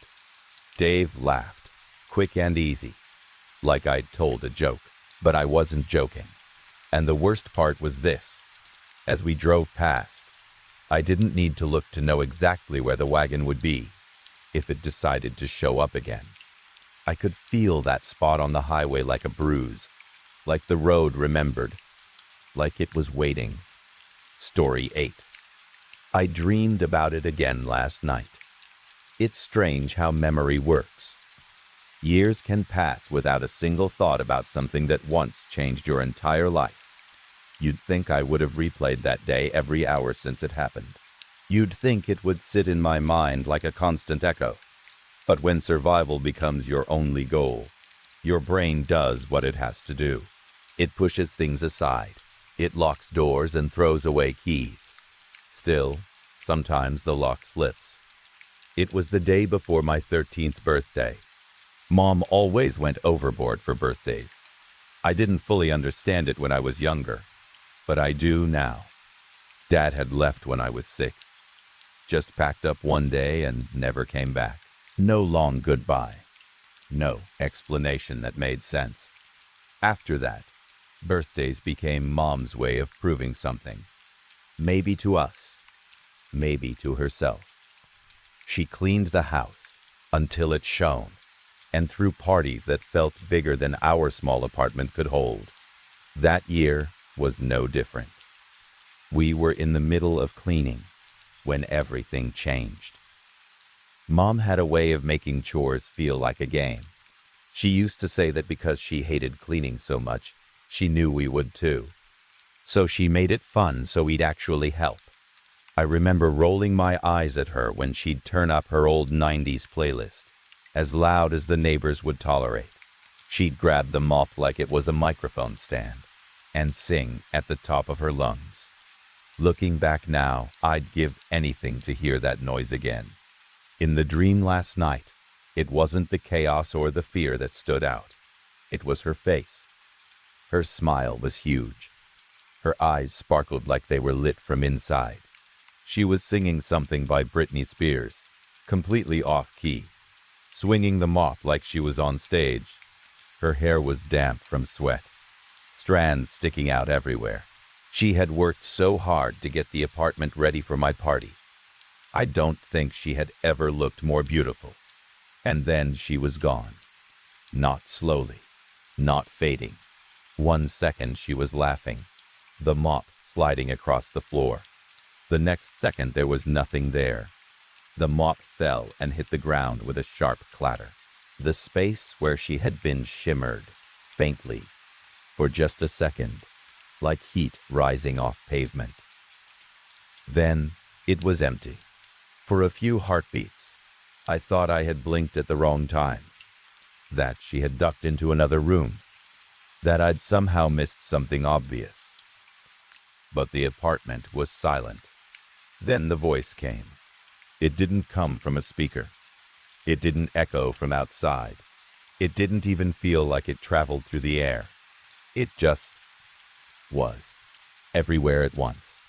It wasn't loud, but it was clear. And every kid on earth heard it. That's the only thing we know for sure. The strange part is that none of us can fully remember what it said. It spoke in whatever language you understood. For me, it was English. For others, it was whatever they grew up with. The message was simple, though the details blur when you try to hold on to them. They had taken everyone aged 13 and older. There was a reason given, I'm sure of that. But no, one remembers it clearly. It's like the explanation slips away the moment you try to focus on it. Maybe that's intentional. Maybe it doesn't matter. No reason could have made it acceptable. No reason would have softened the sound of the mop hitting the floor. They had taken everyone 13 and older. That meant parents, teachers, doctors, police, politicians. Every adult, gone, all at once.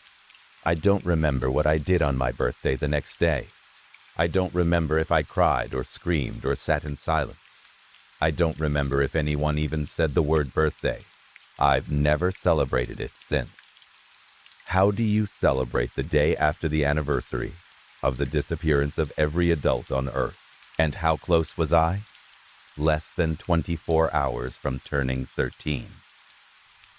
I still think about that sometimes. What kind of technology or knowledge could measure age so precisely? Down to the hour? The minute? Did it scan our biology? Did it know our birth records? Did it feel the difference between 12 years and 13? It makes no sense. 12 years have passed since the event. That's what we started calling it. The event. It sounded smaller, safer, like something you could file away in history books without breaking down. The disappearance felt too raw. The abduction felt too violent. So we chose something that didn't hurt as much. In those first few days, everything was confusion. Sirens went off and then stopped because no one was there to respond. Planes fell out of the sky. Cars crashed into empty intersections. Power grids failed. Fires burned unchecked. And then, slowly, the world went quiet. What I remember most clearly from those early days isn't the chaos. It's my brother. Derek was 8 when it happened. I was 4 when he was born. So I had always been the responsible one, the big sister, the one who told him what to do and how to behave. After the event, he took care of me. I was in shock. I barely moved. I barely spoke. I sat on the couch staring at the door like Mom might walk back through it. Derek brought me water. He found cereal in the cupboard and poured it into bowls with shaking hands. He dragged blankets over me when I didn't notice I was cold. Having my annoying little brother suddenly become steady and calm should have felt strange. It should have unsettled me, but I was too numb to process it. I wouldn't have survived without him. He became my anchor. When we stepped outside days later and realized every building around us was filled with kids just like us, confused, scared, alone, it was Derek who squeezed my hand and said, "We'll figure it out." We did, or we tried. Kids formed groups. The older ones, 12-year-olds who suddenly felt ancient, stepped up. We scavenged food. We learned to grow things. We figured out how to keep generators running and how to filter water. Some of us fell apart. Some of us tried to play pretend and act like it was summer vacation that would end soon. But no one ever came back. No parents. No teachers. No one over 13. Years passed. We built something that looked like a society. Smaller, rougher, quieter, and birthdays became strange. We all knew what happened when someone turned 13. They didn't vanish, not like the first day. The rule had only applied once, or maybe whatever took them had only needed one sweep. Still, the day someone turned 13 always felt heavy, like we were crossing a line we weren't supposed to reach. Derek turned 13, then 14, then 15. He grew taller. His voice changed. He learned to fix things. He learned to lead. And I tried to keep birthdays special for him, the way Mom would have. I baked cakes from scratch even when the flour was stale. I decorated whatever space we were in with scraps of colored paper. I played her old 90s songs when we could find working speakers. I did it to honor her, to keep her alive in some way. But today is Derek's 20th birthday, and I can't do it, because he's not here. He's been gone for a year now. Not taken by the sky, not erased by light, just gone. We don't know where. We were exploring the edge of town, checking old buildings for supplies. I turned a corner, and he was right behind me. Then he wasn't. No shimmer, no voice, no explanation, just absence. I searched for hours, days, weeks, nothing. Sometimes I wonder if whatever took the adults decided to come back. If it realized it missed someone. If it noticed Derek growing into something that crossed a line it had drawn long ago. Or maybe it was something else entirely. Maybe this world still has teeth. I think that's why I dreamed about Mom again last night. Today is his birthday. I was supposed to bake something, to sing, to pretend we were normal for a few hours. Instead, I woke up with tears on my face and the echo of her voice in my ears. In the dream, she smiled at me right before she vanished, and for a split second, before she disappeared, it felt like she knew. Like she understood something I didn't. Like she was saying goodbye in a way that was too quick for words. I'm falling apart again, and Derek isn't here to hold me steady this time. I used to think surviving was the hardest part.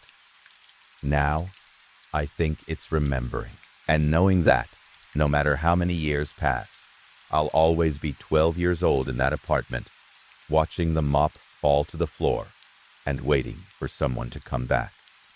No one ever does. Story 9. I wake up at exactly 3 a.m. every single night. Not 2:59, not 3:02, 3, on the dot. And it's starting to scare the hell out of me. Before I went back to my hometown a few weeks ago, I slept like a rock. I could fall asleep in a moving car, through thunderstorms, through my upstairs neighbor dragging furniture at midnight. Nothing bothered me. No nightmares, no sudden wake-ups, just deep, heavy sleep. This started with something that felt harmless. I was visiting home for the first time in years. My parents still lived there, and the town hasn't changed much. Same cracked sidewalks, same faded shop signs, same river running just past the old elementary school. I stopped by the local weekend market, mostly out of nostalgia. One of the stalls sold old trinkets, photo albums, jewelry, random household items. That's where I found it. A vintage crystal photo frame. It was dusty, but the glass was intact. The metal edges were slightly tarnished. Inside the frame was a childhood class photo. And there he was, my old primary school classmate. We used to be inseparable. We climbed trees behind the schoolyard. We snuck into abandoned sheds. We stole bird eggs from nests and pretended we were explorers. Dumb, reckless kid stuff. The kind of friendship that feels permanent when you're 10 years old. Then one year, we just drifted apart. Different friend groups, different classes, and eventually, nothing. I hadn't thought about him in years. Seeing his face in that frame made me laugh. It felt strange and funny, like finding a time capsule. I bought it without thinking. I figured if I ever ran into him again, it would be a ridiculous thing to show him. Look what I found. We were idiots. Later that afternoon, I asked around about him, just casually. Hey, whatever happened to him? The answer hit harder than I expected. He drowned, the summer after we graduated elementary school, in the river. No one ever told me. Or maybe they did, and I didn't listen. I don't know. All I know is, I had no memory of that. Not even a vague one. That night I packed up and drove back to the city. Back to my old apartment. It's not a great place. The pipes knock in the walls. The floors creak. The building sighs like it's exhausted all the time. But I've lived there for years. I'm used to its noises. I've always slept through everything. Until that first night back. I woke up suddenly. My heart was racing like I'd been startled by something, but the room was quiet. I turned to look at my phone. 3 a.m. I told myself it was coincidence. Maybe I had a weird dream I couldn't remember. Maybe my body was adjusting after the trip. The next night, it happened again. 3 a.m., wide awake, no alarm, no sound that I could clearly point to. The third night, I started paying attention. At exactly 3 o'clock, my eyes snapped open. This time, I heard something.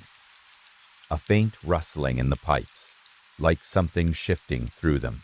Not water, not the usual metallic knock. Something softer. I lay there, listening. Then it stopped. I didn't fall back asleep easily. After that, it became routine. 3 a.m. every single night. Sometimes I'd hear a dull thud outside my window, like something hitting the wall of the building. Once, I swear I heard birds chirping. At 3 a.m., that's not normal. Last week was the worst.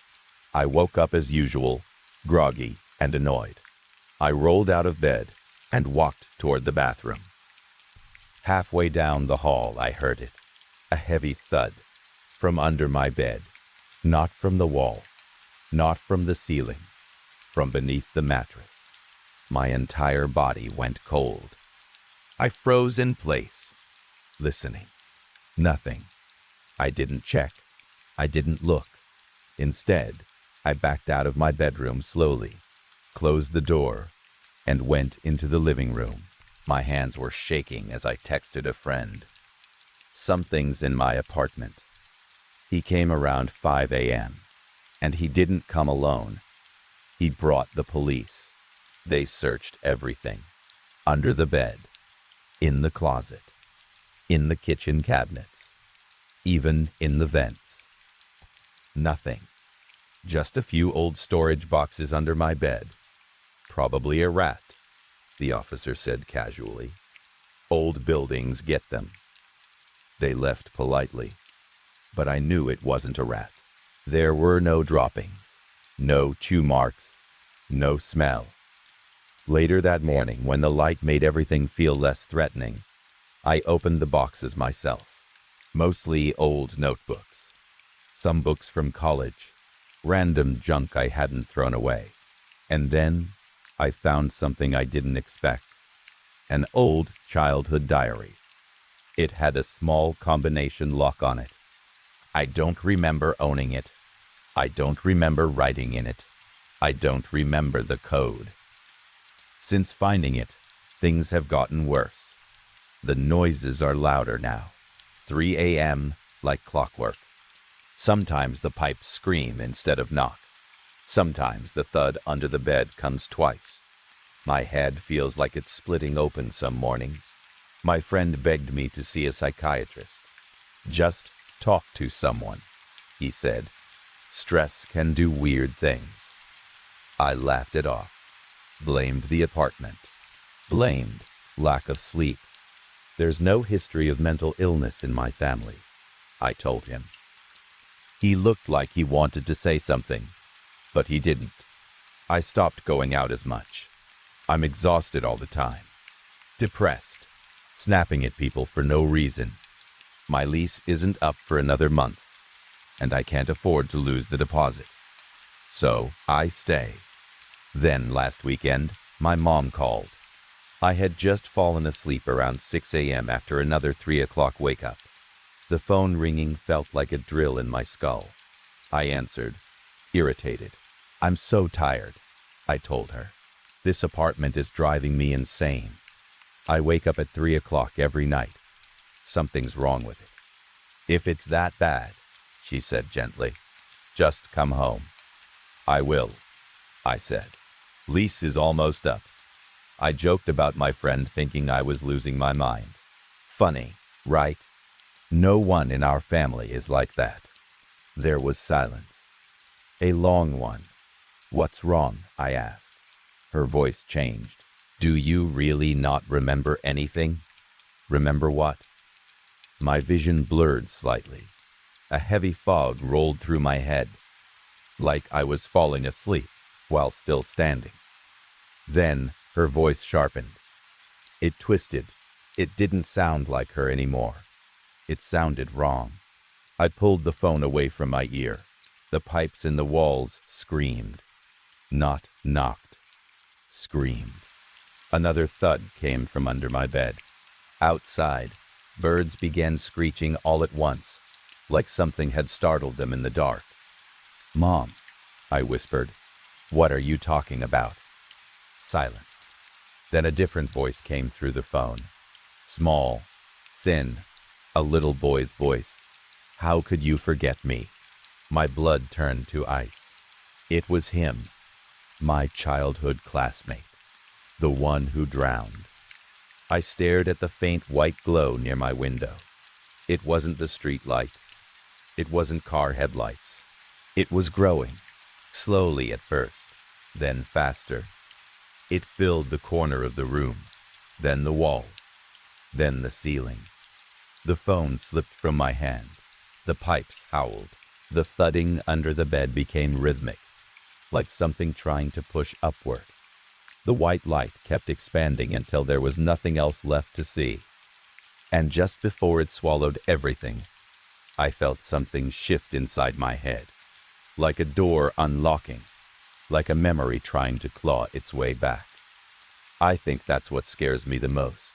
Not the 3 a.m. wake-ups, not the voice, not the light, but the possibility that I didn't forget, that I made myself forget, and that at 3 a.m. every night, something is trying to remind me why. Story 10. It started 3 weeks ago at 6:02 a.m.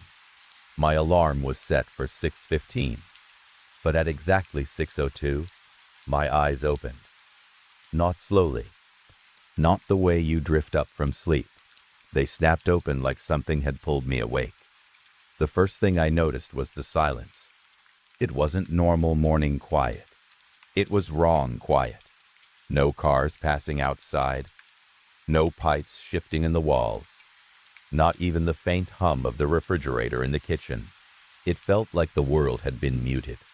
I lay there, staring at the ceiling, my heart beating too loud in my chest. And then the memory of the dream came rushing back. In the dream, there were 2 white figures, one tall, one smaller. They weren't standing next to each other. They were overlapping, inside each other, like 2 shapes sharing the same space, blending where they touched.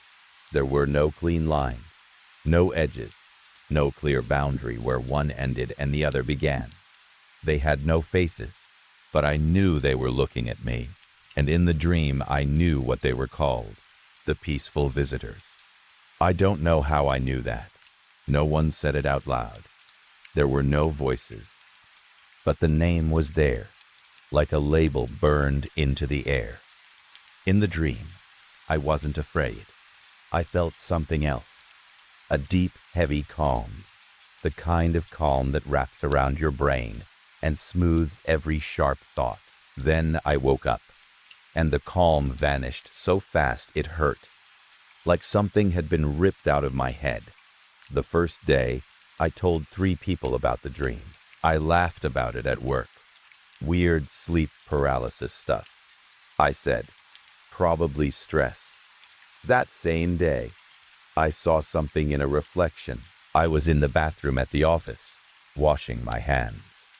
For a second, in the mirror behind me, I saw a pale vertical shape near the stall doors. When I turned around, nothing was there. I told myself it was just light. The second day, I woke up at 6:02 again. This time, I didn't even check my phone right away. I already knew what time it was. The silence was back. The third day, I saw them in the corner of my bedroom.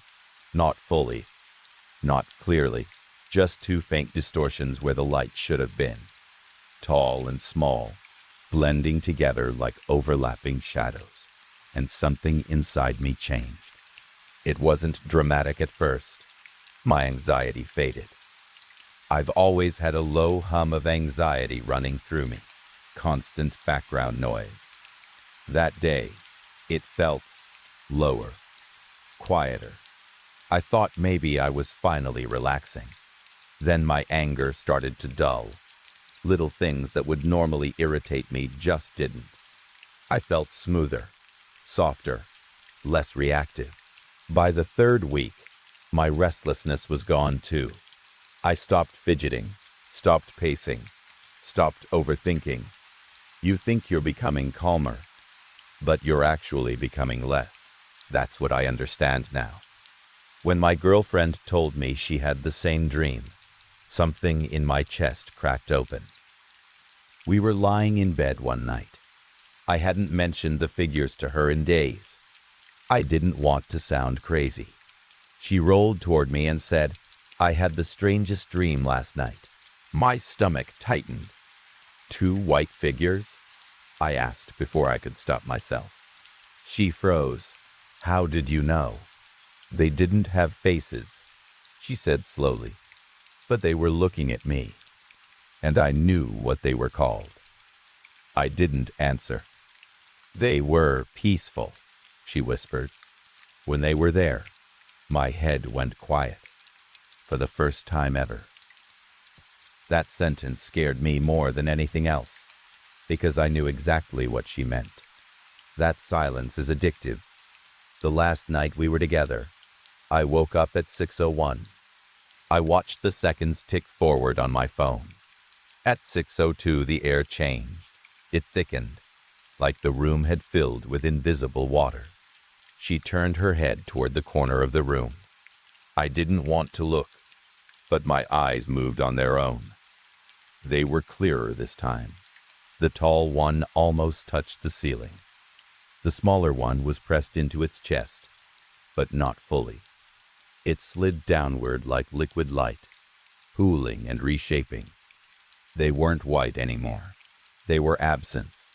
They didn't reflect light. They reduced it. The space around them looked thinner, drained. "They're coming," she said softly, too softly. The smaller one stretched toward her. She didn't pull away. I did. I grabbed her wrist and pulled her behind me, stepping in front of her, without thinking.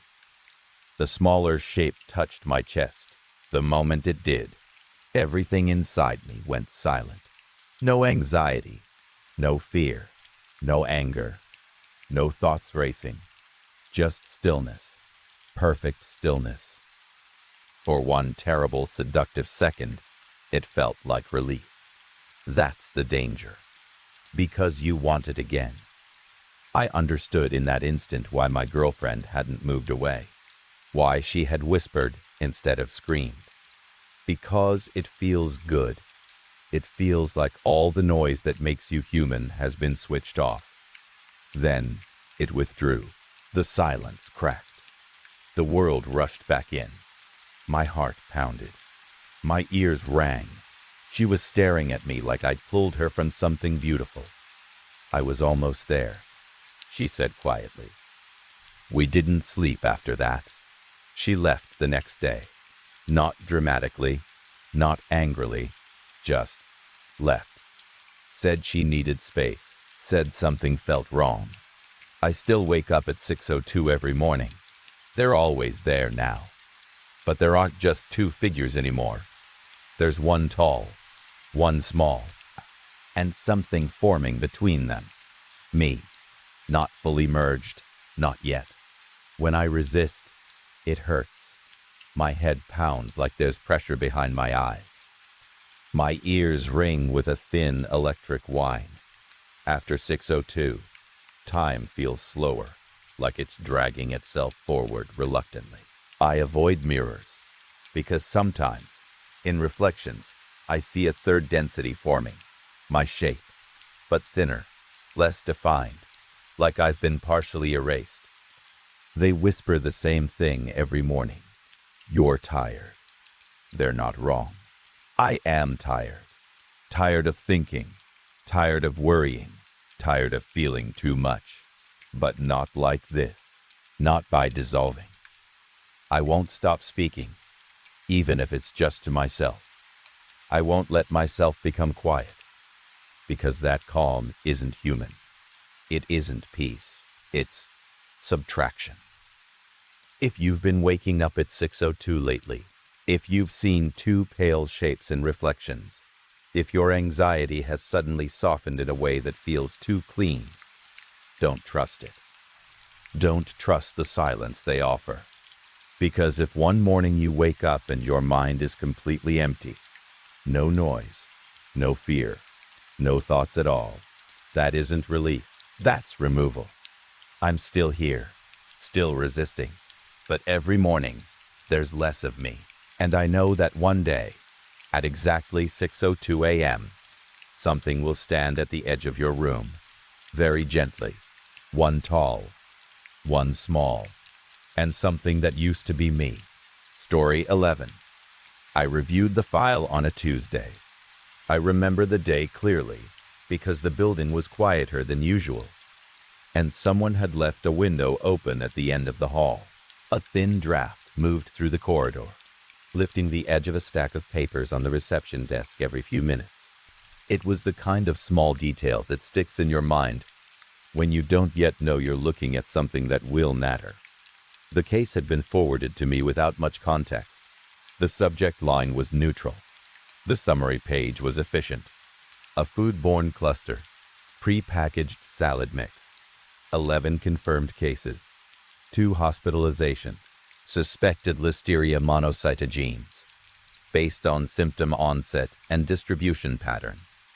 They wanted a second opinion on the epidemiological framing before the report went up the chain. I told them it looked straightforward. That's why we sent it to you, the woman across the table said. She said it pleasantly, almost warmly. I didn't ask what she meant. The cluster was geographically tight. All cases traced back to a specific region. The contamination point appeared to be a single processing facility. The timeline was clean. Incubation periods matched established models. Exposure histories aligned. Nothing in the file suggested anything unusual. It was the kind of case you see, document, and close. I made 3 notes, adjusted a phrasing in the summary, and initialed the page. It wasn't until I was back in my hotel room that I opened the file again. The demographic appendix caught my attention first. The formatting was older, not outdated enough to alarm you immediately, but off in small ways. The font wasn't what we use now. The table structure reflected an earlier reporting template. Even the terminology in the exposure assessment felt like it belonged to a slightly different era. I checked the intake date. Then I checked it again. The case wasn't recent. It was over 2 decades old. I called the woman from the meeting. She answered on the second ring. "You knew," I said. She didn't deny it. "We wanted your read without the framing," she replied. I asked why it had been reopened. She said she would send me the rest of the file in the morning. I sat on the edge of the hotel bed and read the demographic appendix more carefully. The case population was small enough that individual profiles were included. Age, sex, household composition, pre-existing conditions, standard practice at the time. The Listeria finding had never been formally contested. The processing facility had been cited and fined. It later closed, though for reasons unrelated to this cluster. Public record showed nothing controversial, but the appendix noted something the summary barely mentioned. The 2 hospitalized patients had not responded to standard antibiotic protocol as expected. Not resistance exactly. In vitro testing showed susceptibility. The organisms behaved normally under laboratory conditions, but clinically, the patients didn't improve at the rate the models predicted. One recovered slowly. The other did not recover at all. The fatality had been categorized as a complication. It wasn't highlighted in the headline count. I set the appendix down and stared at the window. The curtains didn't fully close. A sliver of streetlight cut across the carpet. Listeria was well understood. It had been studied for decades. Intracellular pathogen, evades early immune response, crosses the blood-brain barrier in vulnerable populations. Treatment protocols were well established. There was no mystery there. There was no reason to reopen this. I picked the appendix up again and found the note I had skimmed earlier. The processing facility had introduced a new probiotic coating to the salad mix approximately 6 weeks before the cluster. A proprietary blend, marketed as extending shelf life by encouraging competitive exclusion of spoilage organisms. The coating had not been implicated in the original investigation. I wrote one line in my notebook and stopped. In the morning, I would read the rest of the file. I would ask better questions. I would approach it methodically. But I already understood why they hadn't told me the date up front. The second file was thinner. That was the first thing I noticed when she slid it across the table the next day. Same families, she said. I opened it.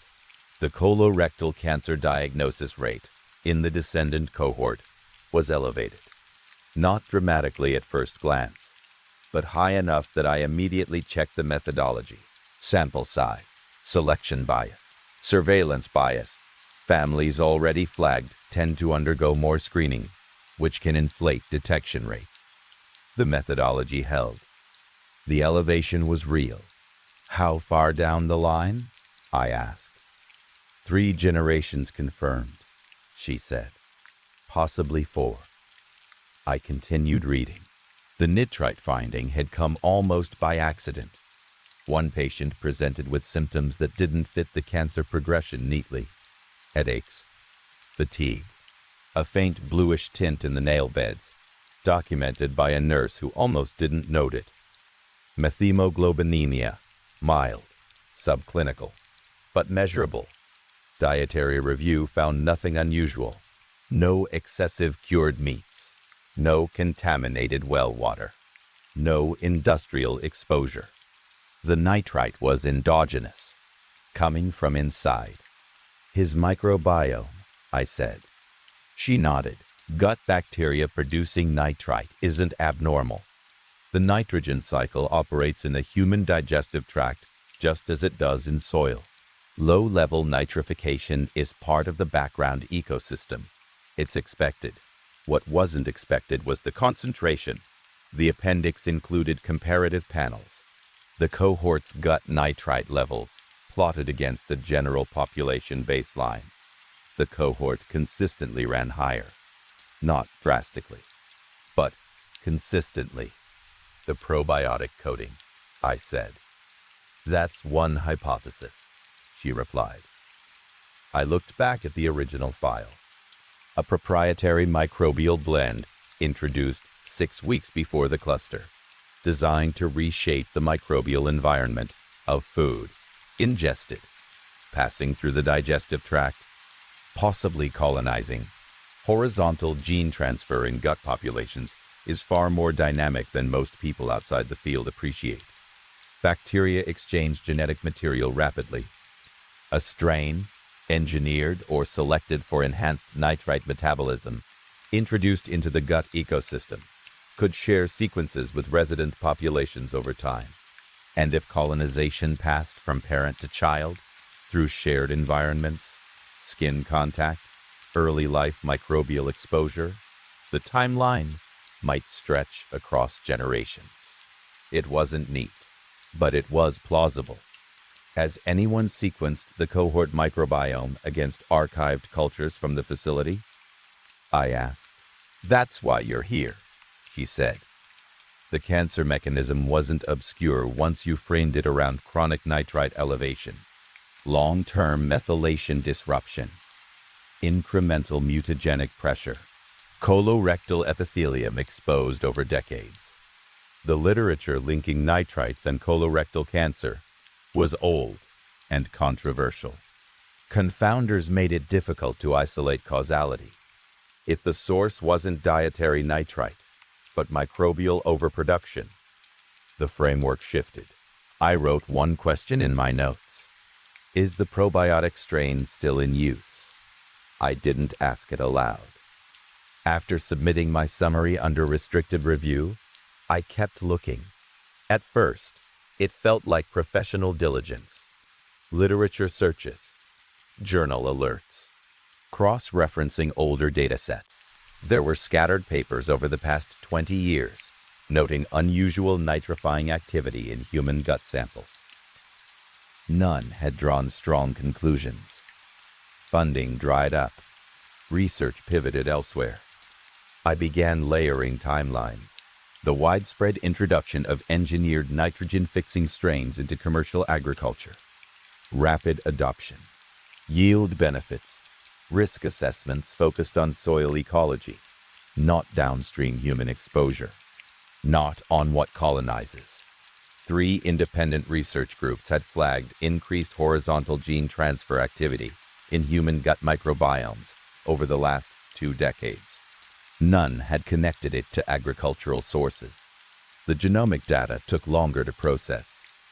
Bacterial DNA integrating into human somatic cells is documented.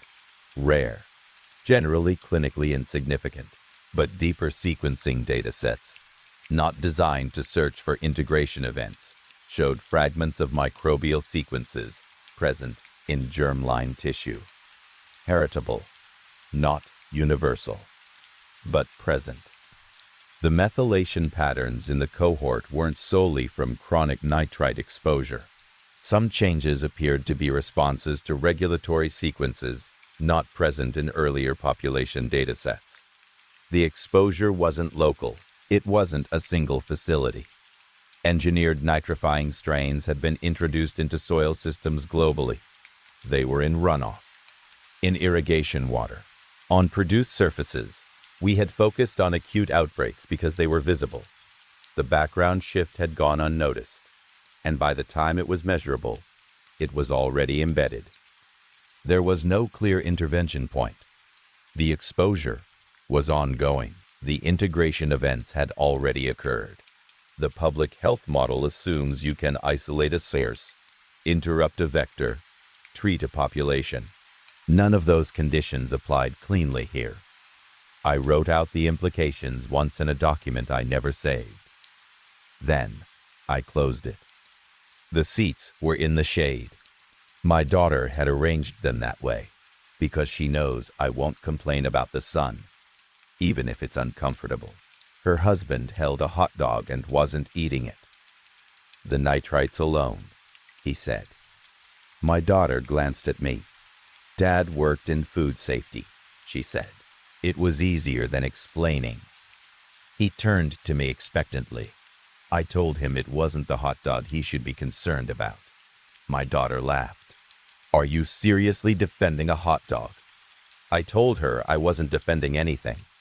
I described a soil bacterium modified for nitrogen efficiency, released widely, designed for agricultural benefit, a strain that doesn't stay confined to soil because bacteria don't respect boundaries the way we do. They exchange information constantly. Sequences introduced deliberately into one ecological niche migrate, into other microbes, into systems we never modeled. Over time, subtle shifts become background. A hot dog, I said, was a visible risk people could debate. It felt tangible. The invisible risk had already integrated itself. She stared at me for a moment. Are you joking? She asked. I told her I was. She laughed, uneasy, and turned back to the field. Her husband finally took a bite. I didn't write anything down. Some things are easier to frame as jokes. That doesn't mean they are.